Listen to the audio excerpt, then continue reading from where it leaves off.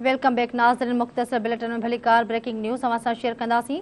सूबाई वज़ीर शर्जील इनाम मेमून चयो त सामूंडी तूफ़ान जे इम्कान सबबि माण्हुनि खे महफ़ूज़ हंधि मुंतक़िल कयो पियो वञे। शर्जील इनाम मेमून जो चवणो त हिन वक़्त ताईं 47,000 माण्हुनि मां 22,000 माण्हुनि खे महफ़ूज़ हंधि मुंतक़िल कयो वियो आहे। अव्हां खे आगाह कयूं पिया। शर्जील इनाम मेमून जो चवणो त कैंपुनि में तरसियल माण्हुनि खे खाध खुराक जो सामान फ़राहम कयो वेंदो।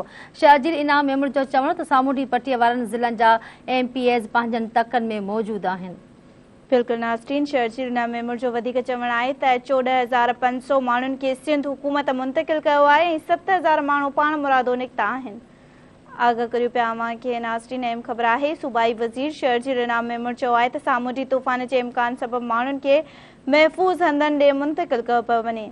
शर्जील इनाम मेमून जो वधीक चवणु आहे त हिन वक़्त ताईं 47,000 माण्हुनि खे 22,000 माण्हुनि खे महफ़ूज़ कयो वियो आहे।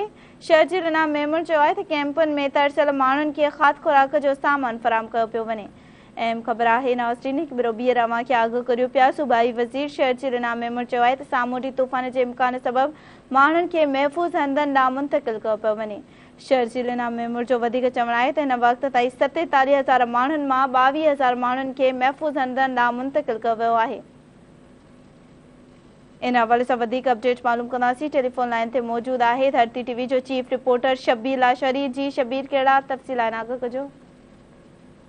सिंध असेंबली जे इजलास दौरान इतलात खाते सूबाई वज़ीर शर्जील इनाम मेमून जेको आहे सामूंडी तूफ़ान बाबति पॉलिसी बयान ॾींदे चयो आहे त एहतियात खां सवाइ ॿियो को बि हल न आहे ऐं तूफ़ान जो इतला मिलंदे ई सिंध जे वॾे वज़ीर सैयद मुराद अली शाह जेको आहे साहिली पट्टी वारनि इलाइक़नि जो दौरो कयो। सूबाई वज़ीर शर्जील इनाम मेमून वधीक चयो त कराची में बि माण्हू कोशिशि कनि त घरनि खां गैर ज़रूरी तौर ते ॿाहिरि न निकिरनि। हुन चयो त सामूंडी पट्टी वारनि इलाइक़नि में 47,000 माण्हुनि मां 22,000 माण्हुनि खे महफ़ूज़ हंधनि ॾांहुं मुंतक़िल कयो वियो आहे। संदसि चवणो त साहिली इलाइक़नि में रहंदड़ माण्हुनि खे अपील आहे त उहे महफ़ूज़ हंधनि ॾांहुं मुंतक़िल थी वञनि। हुन चयो त कराची में एहतियात करण जी सख़्तु ज़रूरत आहे छाकाणि त क्लाउड बस्ट थी सघे थो। हुन चयो त को बि शख़्स तफ़रीह लाइ समुंड जो रुख़ न करे ऐं आवाम खे घुर्जे त हुकूमत सां सहकार कनि। सूबाई वज़ीर शर्जील इनाम मेमून वधीक चयो त वॾे वज़ीर सामूंडी तूफ़ान जे हवाले सां समूरनि लाॻापियल इदारनि खे अलर्ट रहण जो हुकुम ॾेई छॾियो आहे ऐं समूरनि असेंबली मेंबरनि जो बि फ़र्ज़ु आहे त उहे पंहिंजे आवाम जी मुश्किलातुनि जे हल लाइ ॿाहिरि निकिरनि।